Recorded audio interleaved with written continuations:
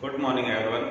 मैं नीलायक मोहित देवी Tapadia girls college के YouTube channel में आपका बहुत बहुत स्वागत करता हूं। जैसा कि आप मेरे पीछे देख रहे हैं कि आज का हमारा टॉपिक क्या होने वाला है, तो आज हम बात करने वाले हैं चालू खाता यानी करंट अकाउंट और बचत खाता। ठीक है, सामान्य रूप से हम देखते हैं कि हमारे जो यूज में जो आने वाला जो अकाउंट है वो है बचत खाता। हम सभी का सामान्य रूप से यही खाता बैंक में देखने को मिलता है और सबसे ज़्यादा यही खाते होते हैं। ठीक है, इसके अलावा जो व्यापारियों के लिए जो सबसे फायदेमंद जो खाता है वो है चालू खाता। तो आज इन दोनों प्रकार के खातों में मुख्य मुख्य क्या क्या बातें होती है, कौन कौन से वो बिंदु है जिनसे जो खाते से लिंक रखते हैं, तो आज हम सभी बिंदुओं पे वन बाय वन चलेंगे। तो सबसे पहले हम बात करते हैं चालू खाते की। तो इसका जैसे आप देख रहे हो, सबसे पहला हमारा पॉइंट है वो है ग्राहक की नकद की असुविधा को दूर करना। तो ये तो हमारा पहला पॉइंट है। वैसे आपको मैं थोड़ा बता दूं कि चालू अकाउंट क्या होता है। देखिए, व्यापारियों के लिए एक जो लेन देन का जो काम होता है वो सारे दिन होता है। ठीक है, आप जो व्यापारी होते हैं वो पूरे दिन किसी न किसी माध्यम से पैसे जमा करवाते हैं और पैसे निकलवाते हैं, क्योंकि उनका बिजनेस इस तरीके से होता है। कुछ व्यापारियों को तो बड़ी रकमें उनके पास आ जाती है, तो वो अपने पास रखेंगे तो वो दिक्कत होती है उनको। तो इसलिए व्यापारी क्या करते हैं, वो जितनी भी उनके पास जमा राशि होती है, चाहे दिन में कितने भी बार पैसे आए उनके पास, तो वो सारी बैंक में जमा करवा देते हैं। तो वो व्यापारियों के लिए विशेष रूप से खाता है। और जो धन के जो अपने पास रहने से जो टेंशन होती है कि कोई चोरी हो जाए या कोई लेके भाग जाए, किसी भी तरीके से चोरी डाका कुछ भी हो सकता है, या कोई किसी प्रकार की आपदा आ सकती है, तो वो हमारा जो पैसा वो खराब हो जाएगा। इसलिए वो राशि हम बैंक में डाल देते हैं, तो हमें बड़ा उसका फायदा होता है, हमारी जो पैसा है उसकी सेफ्टी हो जाती है। तो ये खाता विशेष रूप से व्यापारियों के लिए होता है। तो इस तरीके से हम बात करते हैं, तो ये सबसे पहला पॉइंट था हमारा ग्राहक की नकद की असुविधा को दूर करना। तो जो व्यापारी होते हैं उनको बीच बीच में क्या है, अपने व्यवसाय संचालन के लिए पैसे चाहिए रोजाना किसी न किसी कारण से। तो जो असुविधा होती है जो नकदी की, वो इस खाते के माध्यम से दूर की जाती है।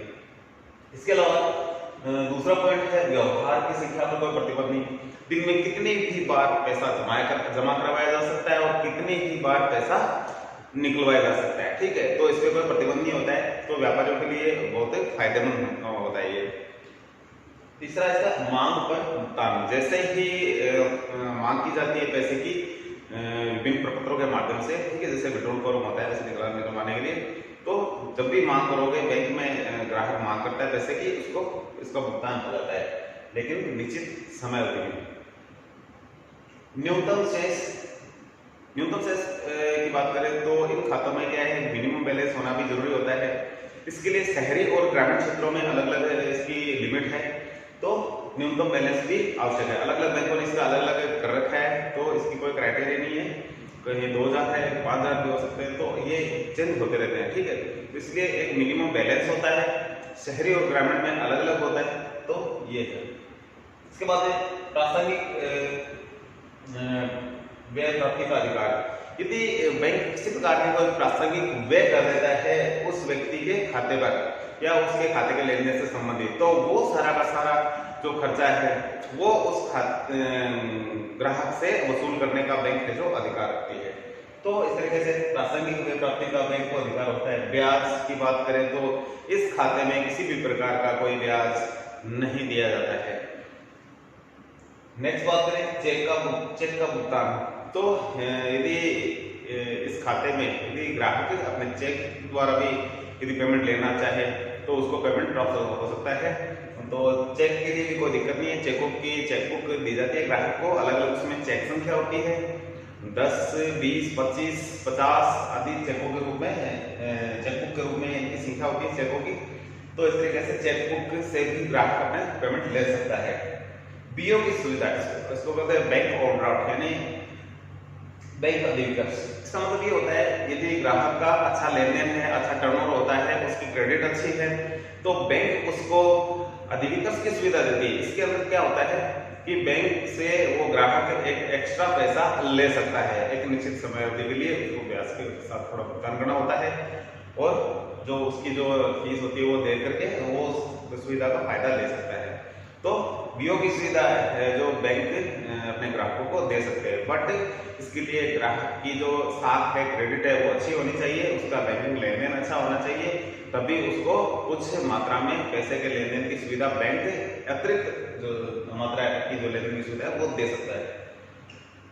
अवैध का खाता नहीं, सामान्य रूप से हम देखते हैं कि इस प्रकार के जो खाते हैं अवैध के नहीं खोले जाते हैं, उस विशेष परिस्थिति में अलग होता है, ठीक है, लेकिन नॉर्मली हम देखते हैं तो अवैध का खाता नहीं खोला जाता है। हस्तांतरण सुविधा, बिल संग्रहण सुविधा आदि। अब आप बात करते हैं कि इस खाते से क्या हम चेक से ही ले सकते हैं या नकदी का लेन देन कर सकते हैं? जी नहीं, इससे भी आगे हम चलते हैं तो आप एक खाते से दूसरे खाते में आप पैसा ट्रांसफर भी कर सकते हो। ग्राहक ने किसी प्रकार का कोई विनिमय बिल लिखा है तो उसका भी भुगतान जो बैंक करती है, तो इस तरीके से केवल इतना काम ही एक्स्ट्रा ये काम भी इसके अंतर्गत शामिल हो जाते हैं। अब हम बात करते हैं बचत खाते की। जो सबसे ज्यादा जो खोले जाने वाले जो खाते हैं वो बचत खाते ही होते हैं। तो बचत खाता एक सिंपल सा खाता होता है जिसमें सामान्य रूप से जो मिडिल क्लास और लोअर क्लास के लोग हैं इनको ध्यान में रखते हुए ये इस प्रकार के जो खाते का जो संचालन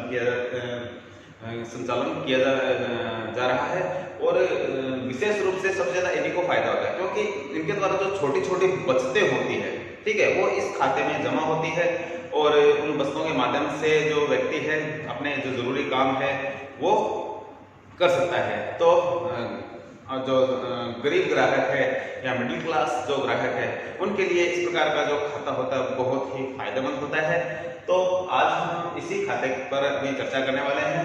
तो अब इस खाते में इसकी क्या क्या मुख्य विशेषताएं हैं, क्या क्या इसकी मुख्य बातें हैं, उनके बारे में डिस्कस करते हैं थोड़ा। तो खाता कौन खोल सकता है? तो इसमें कोई भी व्यक्ति, कोई संस्था, कोई क्लब, कोई सोसाइटी, ठीक है, सहकारी समिति, कोई भी इनको ये खाते खोलने के इसके अधिकारी होते हैं, खोल सकते हैं खाता। इसमें खाते का जो सिस्टम होता है खोलने का वो है कि आप सिंगल खाता भी खोल सकते हो तो आप जॉइंट अकाउंट भी खोल सकते हो, ठीक है। तो ये इस तरीके से खाता खोल सकता है और सामान्य रूप से ये खाता वयस्क व्यक्तियों के द्वारा ही खोला जाता है। हम देखते हैं कि बच्चों के भी खाते होते हैं इसमें, तो उनके भी खाते होते हैं, लेकिन बच्चों के खाते हैं तो उनका जो संचालन का जो काम होता है खाते के संचालन का उनके अभिभावकों का होता है, उनके गार्जियन का होता है। तो सामान्य रूप से देखें तो ये बड़े लोगों के लिए खोला जाता है, बट ये भी देखने को मिलता है कि छोटे बच्चों के भी खाते होते हैं। अब इसमें बात करते हैं कि इसमें स्टार्टिंग में कुछ पैसा जमा करवाया जाता है क्या? तो इसमें है कि प्रारंभिक जमा, इसमें ये खाता है कुछ जगह, कुछ बैंकों में जीरो बैलेंस से खोला जाता है, तो कुछ बैंकों में 100 रुपए से, तो कुछ में 500 से, तो कुछ में 1000 से। वर्तमान में भी पीछे लिमिट कर रखी थी 2000 रुपए की, तो अभी वर्तमान में इसको हटा दिया गया है। कुछ दिन पहले 2000 रुपए था, वर्तमान में इसको हटाया गया है। तो इस तरीके से तो खाता जब खोला जाता है तो कुछ ना कुछ उसमें राशि जमा करने के लिए बैंक का कर्मचारी कहेगा आपके कि आपका खाता खुलवा रहे हैं, तो कुछ इसमें एक बार स्टार्ट तो करो, तो इसका सिग्नेचर करने के लिए कुछ इसमें पैसे आप डालिए। तो वो की अलग अलग एक लिमिट होती है, सीमा होती है, तो उसके अकॉर्डिंग ये इसमें होता है। तो कुछ प्रारंभिक जमा के साथ इसमें पुराना जो नॉर्मली जो एवरेज सिस्टम था वो था कि नॉर्मली 500 से खाता खुल जाता था आपका। यदि आपको चेकबुक की सुविधा लेनी है तो आपको 1000 रुपए आपके खाते में जमा होने चाहिए। यदि वो मिनिमम यदि राशि नहीं रखोगे तो उसमें पेनल्टी का भी एक प्रावधान बनाया गया था, और पीछे तक था, लेकिन अभी वर्तमान में शायद ये बंद कर दिया गया है एक बार। धन निकासी, पुराने टाइम की बात करूं तो मैं एक वर्ष में 150 बार लेन देन किया जा सकता था, लेकिन उसके बाद में अभी पीछे कुछ दिन पहले ये 6 माह में 50 बार, ठीक है, तो 6 माह में 50 बार इसका लेन देन हो सकता था, ये भी नियम बनाया गया है। और एक बार पीछे ये भी था कि 1 माह में आप 5 बार ट्रांजेक्शन कर सकते हो। ट्रांजेक्शन की इनमें बात करूँ तो ये निकासी की बात करें, पैसे लेने की, जमा करवाने के लिए कोई इसका कोई सिस्टम नहीं, कितनी बार भी जमा करवा सकते हो, बट निकालने के लिए इतना सिस्टम होगा। इसके अलावा यदि आपका जो लिमिट दे रखी है, ठीक है, यदि कह दिया कि 6 महीने में आप 50 बार निकालोगे, लेकिन आपने 6 महीने में 50 बार से ज्यादा पैसा निकाल लिया, तो उस कंडीशन में आपको पेनल्टी का भुगतान करना पड़ेगा। तो ये भी इसमें शर्तें हैं। ब्याज की दर एवं भुगतान, तो इस खाते में ब्याज भी मिलता है। कितना ब्याज मिलता है? तो नॉर्मली अभी वर्तमान में लगभग 3.25% है। पीछे भी लगभग इतना ही था, तो 3.25% के आसपास आगे पीछे होता रहता है थोड़ा बहुत ही, तो लगभग ये 3.25% है। तो 3.25% की दर से आपको ब्याज इसमें मिलेगा। और ब्याज का भुगतान किस तरीके से किया जाता है, तो ब्याज के भुगतान की बात करें तो वो है ये 6 महीने से भी हो सकता है और साल के साल भी हो सकता है। यदि 6 महीने की बात करें तो 30 सितंबर को और 31 मार्च को इसके ब्याज का भुगतान होता है, और अदरवाइज इसका 31 मार्च को इसका लेन देन जो है उसका ब्याज का जो कंप्लीट किया जाता है। चेक की सुविधा भी इस खाते पे दी जाती है। ग्राहकों की सुविधा के लिए चेक सुविधा इस खाते पे दी जाती है। तो इसके लिए लेकिन उसका जो मिनिमम बैलेंस है उसकी शर्त पूरी करनी होती है, और चेक की संख्या भी वही है कि चेकबुक है जो आप अपनी इच्छा से जितने आपको चेक की जरूरत है उसके अकॉर्डिंग आप ले सकते हो। 10 चेक की पासबुक आती है, 20 की आती है, 25 की आती है, 50 की भी आती है। तो इस तरीके से इस खाते पे चेक की सुविधा भी है। नेक्स्ट पॉइंट हमारा वो है ग्राहक के स्थायी अनुदेश का पालन करना। ग्राहक के द्वारा जो अनुदेश दिए जाते हैं जो बैंक को, तो उनकी जो पालना है बैंक के द्वारा की जाती है। सामान्य रूप से हम देखें कि ग्राहक का जो किराया है, जो बिल का भुगतान है, क्लब सदस्यता का भुगतान है, इस प्रकार के जो कुछ ग्राहक के लिए जो काम होते हैं वो भी आजकल एक एजेंट के रूप में बैंक है जो करने लग गया है ये। तो इस प्रकार के काम भी काम करता है बैंक है जो, और ग्राहक अपने जो अनुदेशों की पालना करता है। तो इस तरीके से हमने ये आज दोनों प्रकार के जो खाते होते हैं उनके बारे में थोड़ा सा अध्ययन किया।